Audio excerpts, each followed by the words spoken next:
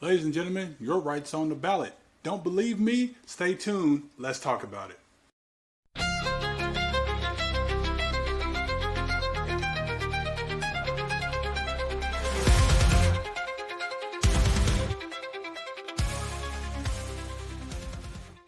Kind of piggybacks off of what we were just talking about a second ago, which is that in this election, yes, it's globalist versus anti-globalist, right?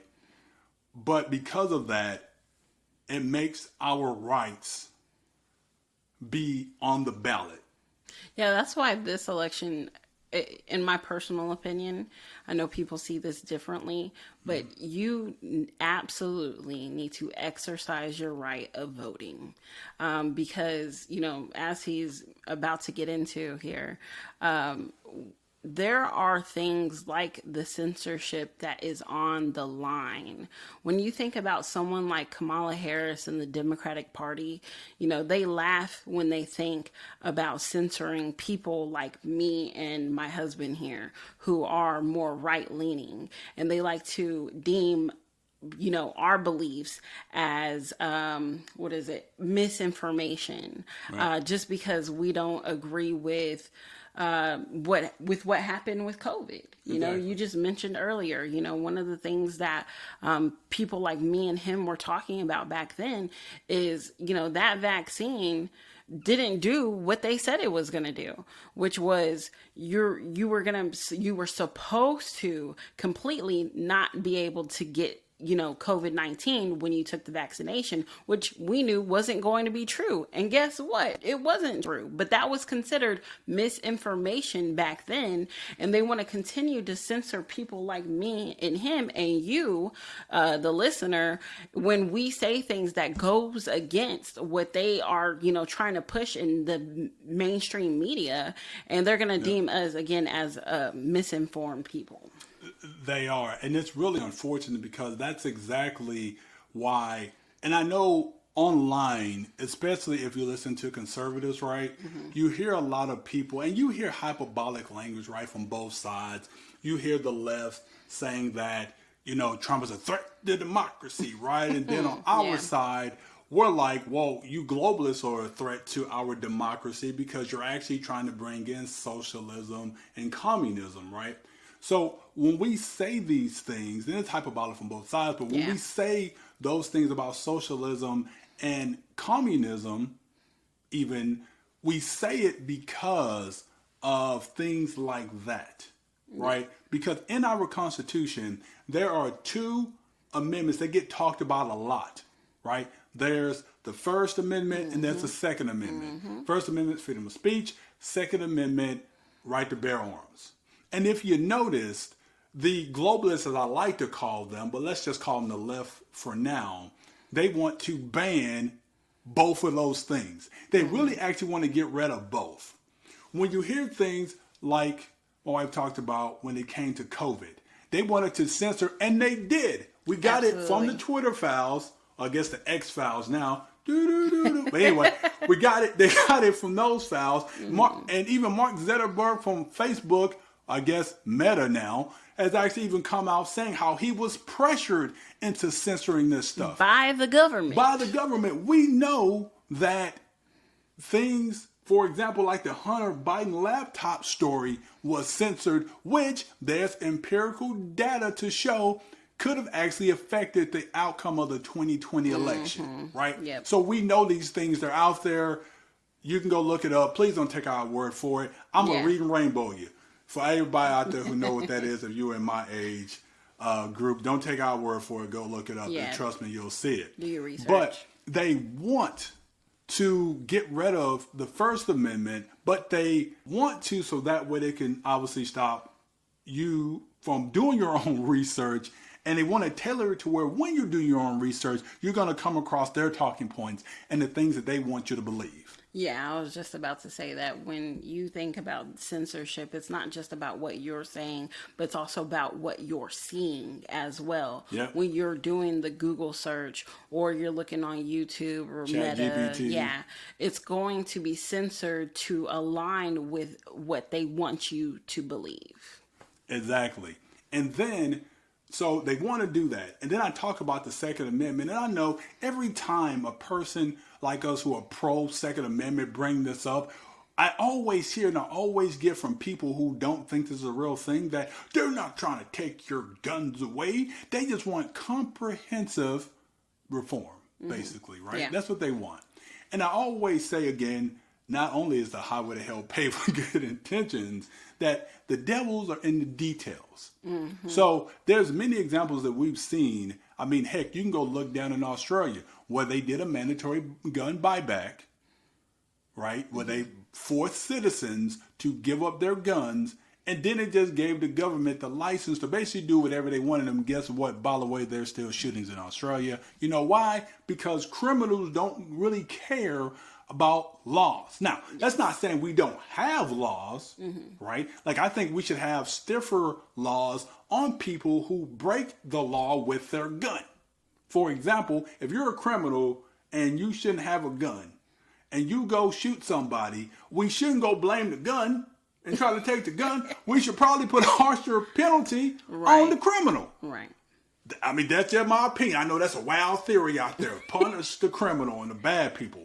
But that's something we should do. But no, what they do is they try to use, again, situations to tug at heartstrings because they know once they get to talking about things like, for example, school shootings, which are tragic and unfortunate that it happens. But they don't talk about how, well, schools are gun-free zones, and most shootings that are done in those capacities are always done in areas that are considered gun-free. You know why? Because the lunatics who want to do the shooting know that those areas won't have many people who can actually retaliate against them. They're more vulnerable. Right. Exactly. So they want to blame it on that. So then they say, well, you know what? Let's ban, assault weapons, which there's no definition to what an assault weapon is, by the way. But they'll just say that, and they always bring up the AR-15s. They never bring up how most of these shootings are actually done with handguns. Not AR-15s, not these so-called assault weapons. Matter of fact, more shootings are actually done by shotguns. But they don't tell you these things. They just want to say the scary looking gun is the thing that's causing the problem. And again, it's a way to, again, get inside your heart, get inside your head to make you believe that this is the thing. Because they know if they came out and said, hey, let's ban handguns, everybody going to look at them sideways like, what you talking about? But if they really wanted to do and address the things they talked about, then that's what they should propose, but they know they won't, which is why those globalists are sneaky. They're underhanded. They'll say things like guns are the #1 death for children, but they won't tell you that in those same numbers, they've included 18 and 19-year-olds. Last I checked, them people legal. So they'll add them off in there. And then they'll also, of course, understandably so, they'll throw inner city shootings in that mix. Excuse me. Try saying that 3 times fast. But anyway, they'll throw those numbers off in there. They won't talk about it as an issue as they should, like we're talking about it right now. But they'll throw them off in there to say, oh, this is the #1 killer of kids, to make you believe that your kids, if they go outside, they're going to be gunned down the street. Which just simply isn't true, because those inner cities are all, again, in certain populated areas, right? It's all condensed to like Chicago, Baltimore, Oakland, places like that. It's all literally in these type of environments, unfortunately, for those individuals who live there. But they won't tell you that. One, because they just want, again, to pull at your heartstrings. And two, they actually don't want to fix the problem. They just think fixing the problem is disarming you to leave you vulnerable. My thing is the logic is just not logicking when it comes to, we want to ban the gun because the person who has the gun is using it for harm, which criminals are going to be criminals. Okay. They're going to do what they want because they don't care what the law says. And so that logic there, just, it's like, if we're going to use that logic, we need to apply it towards everything then at that point in time. And one of the most leading things or leading reasons of death in America is, I think it's top 5, is you getting in a car crash, getting in a wreck Yeah, top three. You can get in a car wreck you're more likely to get into a car wreck than you are to get shot down. And that's just the truth. I know it sounds brutal, but the truth hurts And sometimes. it will set you free. It will. But then at this point in time, should we go ahead and ban cars just because you're very likely to get into a wreck and possibly die because of said wreck? I mean, it's ridiculous to me. It really is. It is because, again, it's not going to bring any safety. It just won't. No. They banned guns in Australia. Now people are getting stabbed. Now they're trying to ban knives. Now the knives got to go. In the UK, they banned guns, or they have very strict gun laws. Now they're trying to ban knives. And then there was a hammering epidemic, hammer time, and now they were even trying to ban that. Are you serious?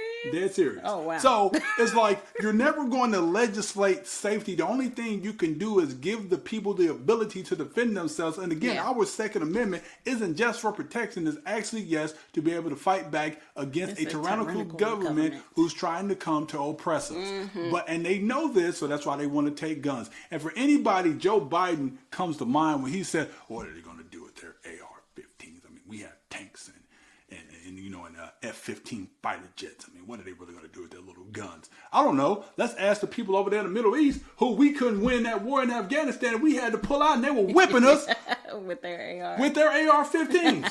Yeah. So I'm just saying, again, it's just unconscionable that they want, but that's what they want to do though. Because again, to push their globalist agenda, they have to do away with the Constitution. Yes. It's just the truth. And I'm going to say this, and I've said this before on my other show that I mentioned, the Constitution is only as strong as the people who's willing to fight for it. If you give up your rights, trust me, they will take them. Never give them an inch, because they won't take a mile, they will take the entire thing. Yes. Which leads me to my next point of rights that I think are on the ballot that no one talks about, and that's human rights. And that's two things, in my opinion. Mm-hmm. There's your political right to actually voice your opinion, as we're doing now, because again, we talked about the censorship, right? The censorship, yeah. Right? And then the second part is, and ladies, I'm talking directly to y'all. I'm looking right into the camera right now, talking to y'all. They're trying to take away y'all rights. And I know a lot of y'all think, who's probably listening, you're right. You guys on the right is trying to take away my right for abortion. Which I always found interesting, that it's called reproductive rights, but you actually are reproducing nothing because you're killing it. Fascinating terminology with that language. Yeah. But first and foremost, again, in the rights in the Constitution, I talked about life, liberty, and the pursuit of happiness. Didn't say anything about abortion. It didn't. I'm sorry to tell you. It didn't say anything about killing a baby. It actually talked about life. Right? Mm-hmm. Of the baby. So you would think that since we're in the pursuit of life, that we want to give life the opportunity for life when they're in the womb. But I guess, the Democrats think that no, that thing it doesn't apply to everybody. Yeah, it doesn't apply to everybody and everything.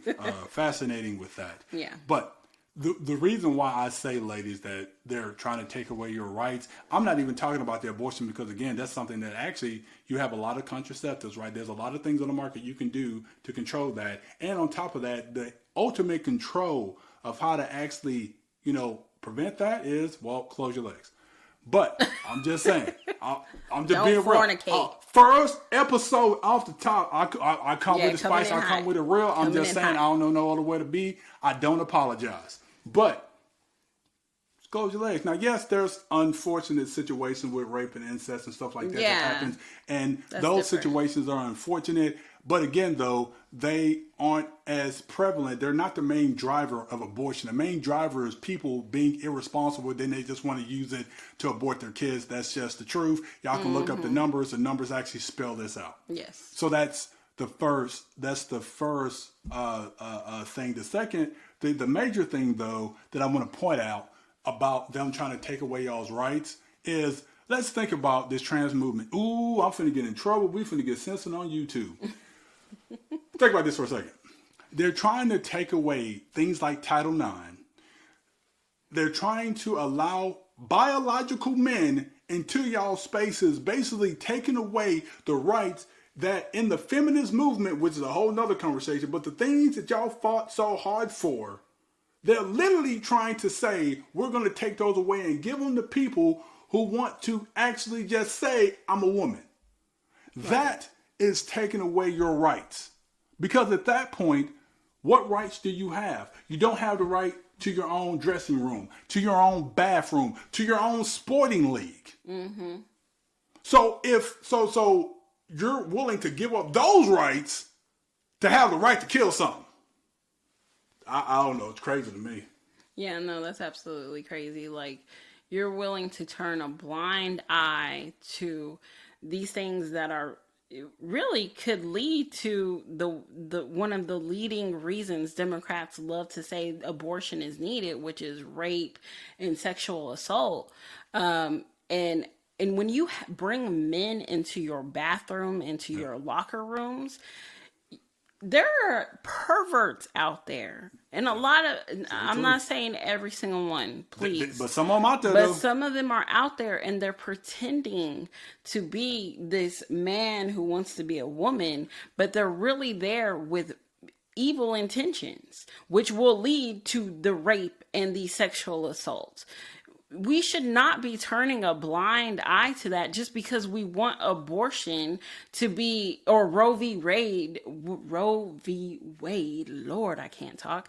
Also say that 3 times fast. Put back, at a federal level, when in reality, all Trump did was send it back to the states for your states to decide how they want to, actually make that happen throughout the state. Exactly. Yeah. And if you're a person who lives in a state, and say you're pro-abortion, right? Let's say you are. And you live in a state like, for example, Oklahoma, where they have some of the strictest abortion laws in the United States. Well, with us being a democracy, right? Mm-hmm. As y'all say, even though we're a constitutional republic, but that's another video for another day. Then you have 2 options within this context. Either you can move, right, if you have the means, or if you don't have the means. Because I hear this a lot. What if they don't have the means to move?